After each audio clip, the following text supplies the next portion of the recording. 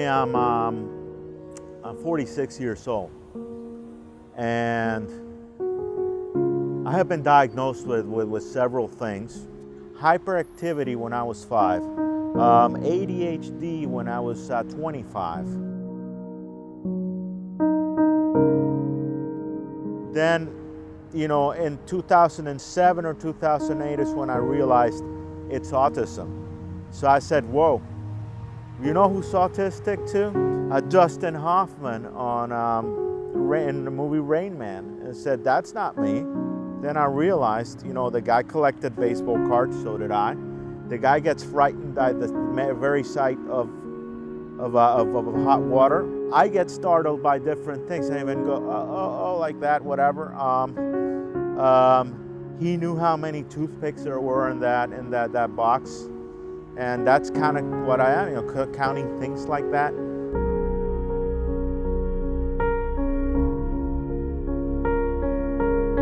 There's a lot of variability among different people with autism in terms of what their symptoms look like and what their challenges are. In general, we know that autism affects an individual's ability to understand social situations and to interact with other people. Sometimes, you know, that's more obvious because we may have a child who isn't looking at someone, isn't responding to questions, something very obvious like that. But with other individuals, it may be very, very subtle. That's one of the things I think that's so confusing about autism. I did notice that kids would pick on me.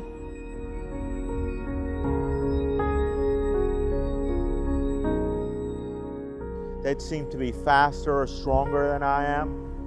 And maybe they did things differently, physically speaking. But other than that, you know, I can't really think of myself being different, you know.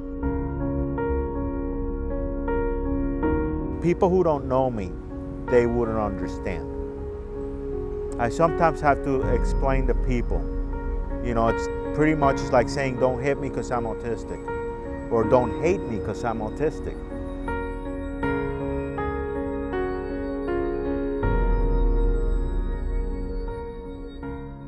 Again, it has to start with education.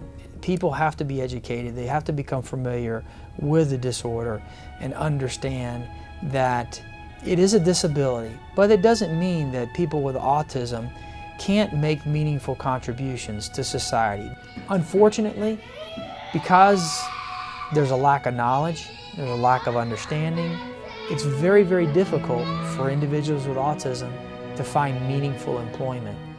A number of them are able to graduate from high school, a number are able to go into college and even receive a degree. The challenge, and even the bigger challenge, is being able to find employment for individuals, meaningful employment for individuals who have autism. As a society, we've come a long way way from 70 years ago in how willing we are to embrace and include children with autism. 50 years ago, they were not allowed in public schools for the most part. And parents were told to put these children in institutions. And that's what happened in many, many cases. But all of these kids are going to grow up. They are growing up. They have grown up. And we haven't really made the same leap in acceptance of adults with autism. You know, if you see somebody walking down the street who's disheveled, who maybe hasn't changed his clothes in 2 or 3 days, that person doesn't get a lot of warmth and embrace and support. That person is, for the most part, shunned. And that might be a person with autism. That person may not have the self-hygiene skills to take care of himself and will be left to sleep out on the street at night. In the workplace, you might have somebody who has autism who keeps making a mistake that you consider silly and annoying, and you go to the boss and say, can we get rid of that guy, as opposed to, hey, why don't we help that guy get over that, because once that person gets over that, they may become great contributing employees. We don't have that sympathy and support for adults yet, and that's really the next frontier in autism.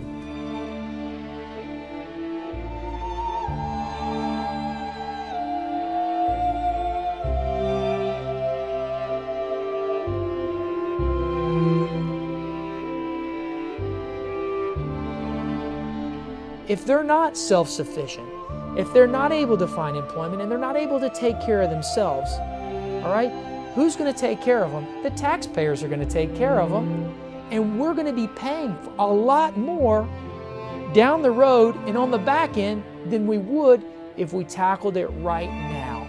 So it's that old saying, pay a little now or pay a lot later, that if we're willing to invest tax dollars to address this issue right now, very early on, that we're going to reduce or minimize those tax dollars much later, because it's going to cost a lot more to take care of an adult, okay, who's living in a group home and meeting all of their medical needs and their physical needs than it would be if we were to take care of the situation very early on and give that person with autism a chance at living an independent, successful life.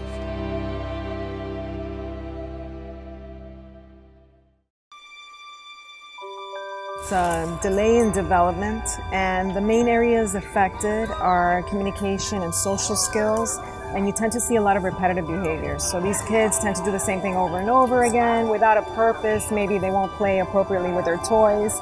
They might spin the wheel of a car and look at it, or watch things, things that maybe other people might not notice, like leaves falling.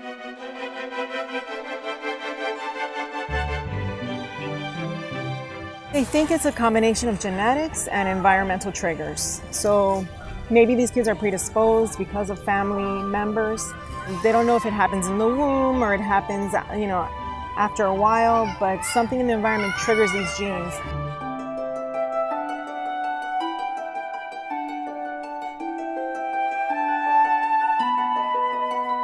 The brain is not wired the way it should be, is the theory that they have. The brains are actually somewhat bigger in kids with autism, and they think it's because of inflammation. And they think definitely there's a gut-brain connection. So the diet, might be a factor, what these kids are eating and how they're processing their foods, and how the brain develops because of what's in the gut too.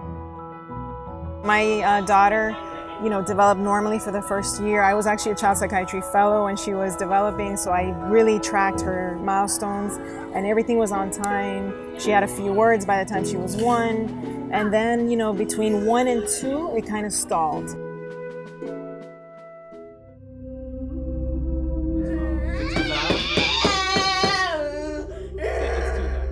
So a lot of people were saying, oh, maybe it's just a speech delay. And that was shortly after her second birthday. And the ensuing months, she basically started showing every sign of autism. So she started doing the repetitive play.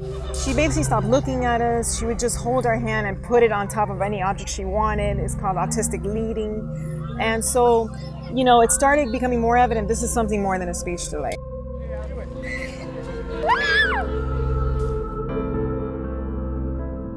I can't tell you how many times I've dreamt that I'm speaking to her, and hearing her voice. And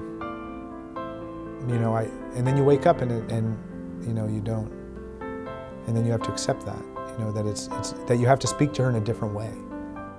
My daughter wakes up. My daughter woke up at like 2 or 3 a.m. last night. She wakes up every night in the middle of the night, and she makes noise for the next 4 hours, laughing and I'll go in and I'll sit with her, I'll give her an iPad, we'll talk.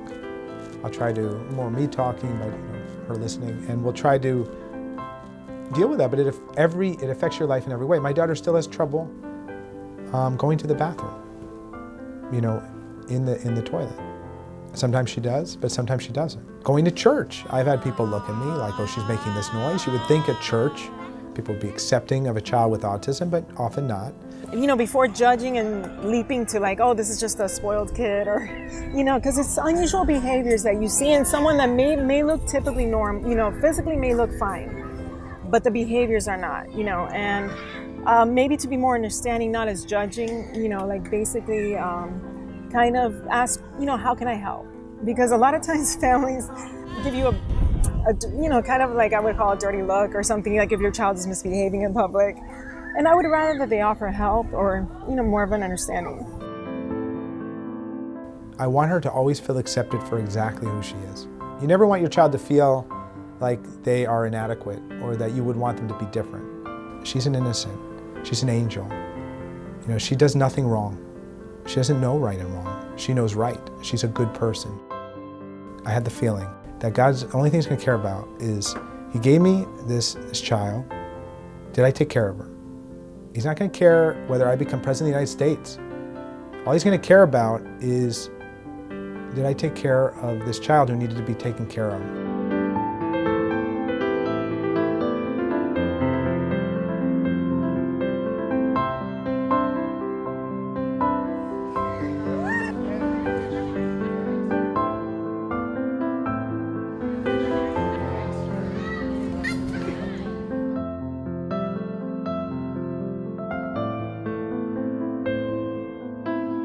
What the studies show and what the FDA has said is that the quicker you bring in the therapy, the better. So with my son, we put him into therapy immediately. And let me tell you, within a week, we saw a change.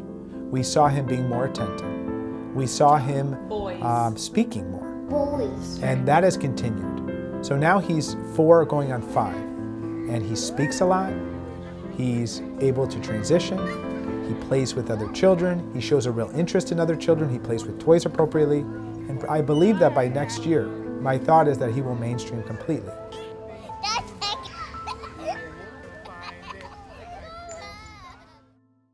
I think that almost everyone deeply involved in the therapy for autism would agree that behavior therapy is the cornerstone of the therapies that we do for autism. Taking a child, finding their lowest points of failure in their development in imitation, their lowest point of failure in their development in expressive language, in receptive language, in all these different categories of behavior, and then working them through each of those points of failure so that they get those skills. And we're teaching them the appropriate behaviors they didn't get to learn because their neurology kept them from it at the time.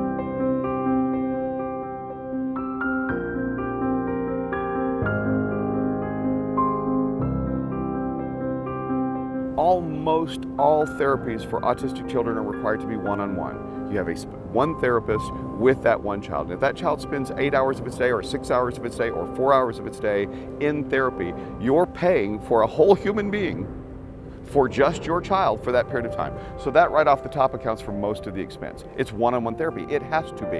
Every child is different, but very, very, very specifically different. And the protocols that are written for every child, they are tailored to that specific child. Unique. The intensity needs to be there, and I know that is tiring because it's a 24/7 job. But they do get better. They're able to communicate, and that's really the most important thing.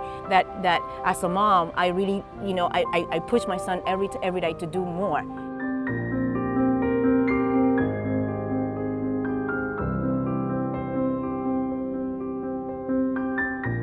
What makes Crystal Academy operate like Crystal Academy is the love that Madi and I put into this because we love the children, because our son's one of them. Our son David is 13 now. He was diagnosed in 2004 as moderate to severely autistic. And like all parents who get that news, we went to work on finding for David all the services that were available to help him optimize his potential. And in doing so, Madi, being the hero that she was driving him to one place for behavior therapy and another place for occupational therapy, and then home to do swimming therapy, and then back to the speech therapy. And it was a nightmare. And so after a while, we started working on a plan for creating a place where parents could come for all the essential services they needed.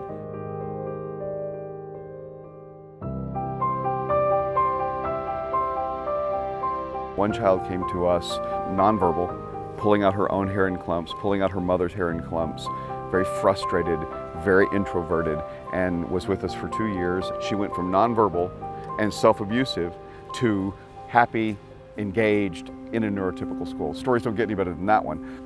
Those are the rare exceptional stories. Most of our children aren't going to spend 2 years with us, and then there's no magic potion here. These are just hardworking, intelligent professionals.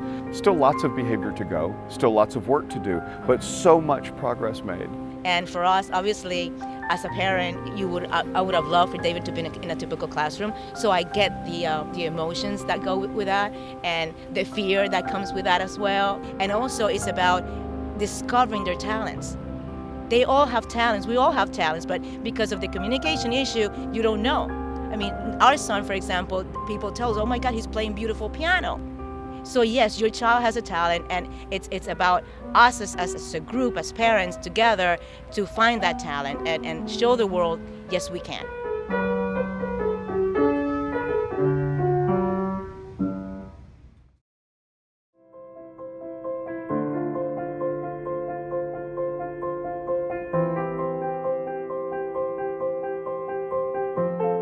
A lot of families of children with autism are celebrating a legal victory against their insurance companies. And we were choosing in the richest nation in the world to throw children out for the rest of their lives instead of putting in the necessary money to cure them when they were young. That was wrong. We needed to make a change.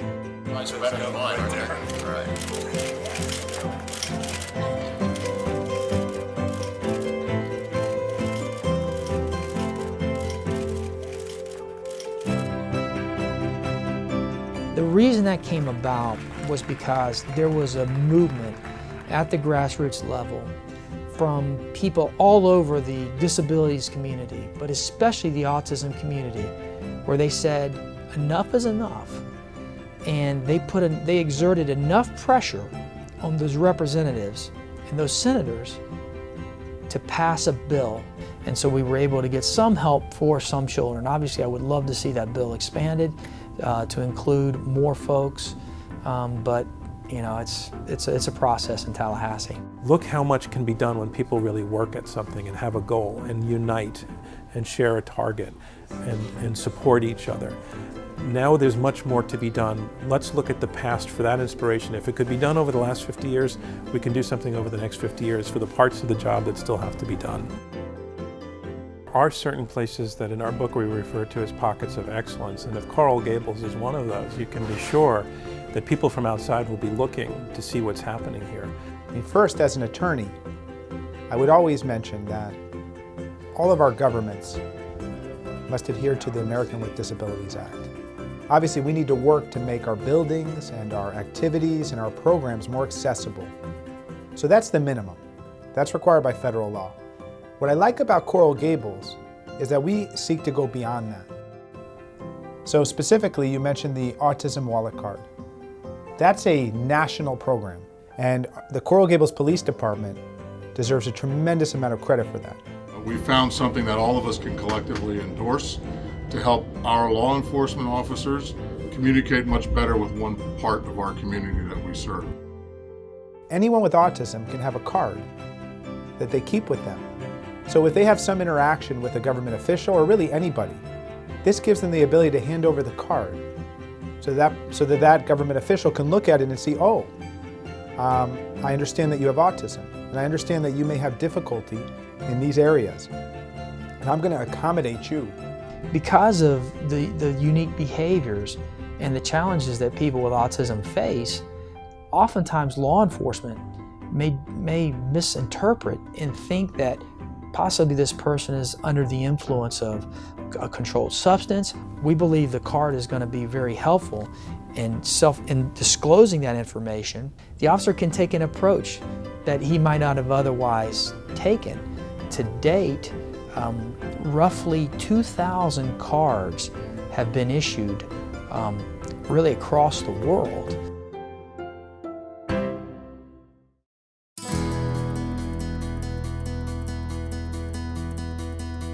The University of Miami card, along with Disability Independence Group and the Coral Gables Police Department, we collaborated to create a training video for individuals with autism to explain to them what they can expect or should expect if they were to come in contact with a law enforcement officer. We also believe that it was really important that we provide wallet card training for law enforcement officers. So it's to familiarize law enforcement officers with autism spectrum disorder, as well as with the wallet card itself. We intend to share this with other law enforcement organizations, and we believe as we introduce these organizations to the wallet card that we're going to see more chiefs, more sheriffs that are going to want to bring this kind of training to their officers. So much so that Miami-Dade County just recently passed a resolution, requiring that their officers receive training in the wallet card.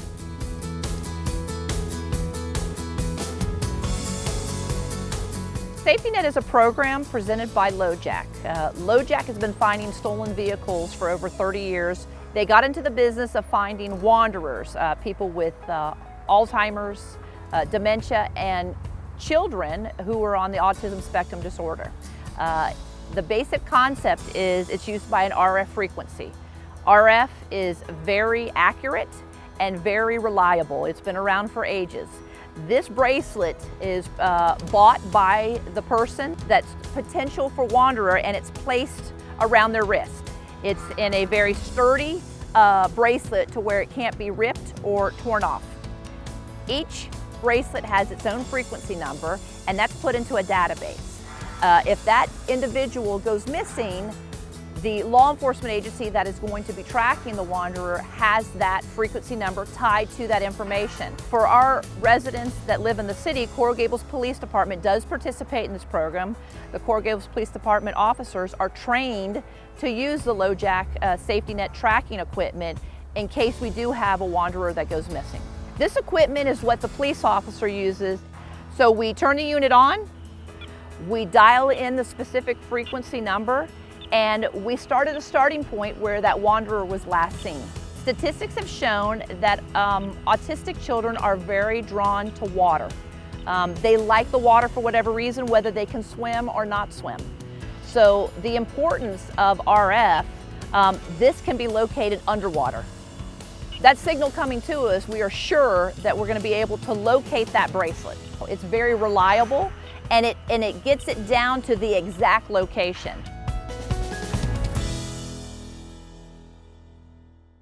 In our department, we use an inclusion type of programming. So the first thing that we do is, if there is a child or a participant, adult, that has special needs and wants to participate in our programs, we gauge what that need is, and we work with that individual to make sure that they're able to be included within the scope of the general programming. One of them is our Gifts in Golf program. We have a wonderful service that takes place at the Granada Golf Course, and it's for children with autism, and it's having children with autism learning how to golf. And what we're doing is having this introductory program. They're actually going out onto the practice areas of the golf course and learning the basics of golf, with the intention of having them actually go out on the course and play a couple of holes when they receive enough instruction that they're able to do it. Part of that participation is the city allocating resources. We want to try to take cost out of being an unreasonable accommodation, because it costs money does not make it an unreasonable accommodation. That is our goal, and some of the resources that we've allocated is one-on-one counselors that goes with them to each activity and make sure that the activity is tailored specifically for that child's enjoyment. An example, we had one this past summer where we had a child that was autistic, was on the spectrum, and wanted to be in our tennis program. So what we did is we met with that parent, we talked about the demands that the program would have, and we were able to formulate a program where the child could participate, had a very positive experience. We want to do our part and make sure that the community, when an individual has a need, whether it's served by Coral Gables Parks and Recreation or whether it's served by another entity, the need is served. And that's our focus and our goal.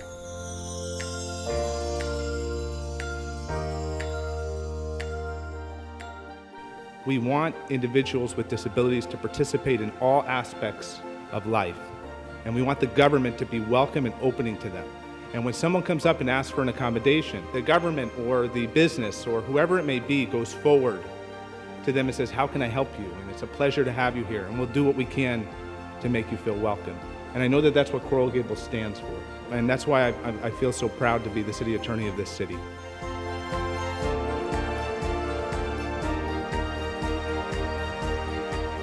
Respect for inherent dignity, individual autonomy, including the freedom to make one's own choices and independence of persons, non-discrimination, full and effective participation and inclusion in society.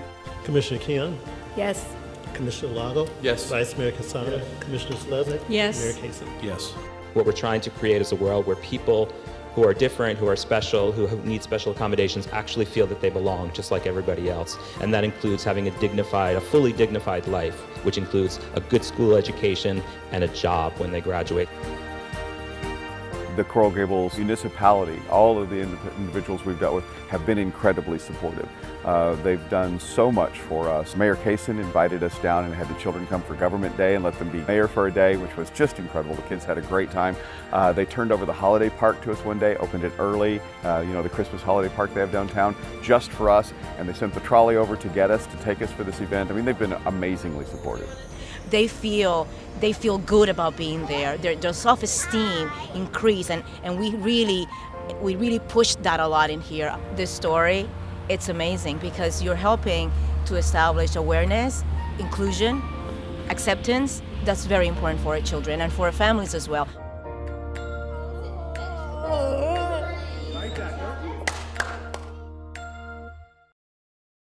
When you care about somebody, you only want the best.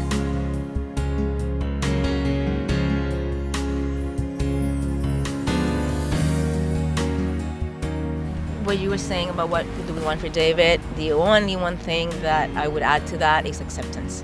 When you care about somebody, you only want the best. I want her to always feel accepted for exactly who she is. So I don't really want anything for her in that sense. I want her to be who she is and to be happy.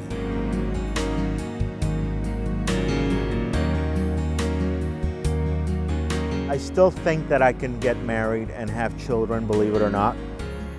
I mean, even if it takes me till I'm like 55 years of age.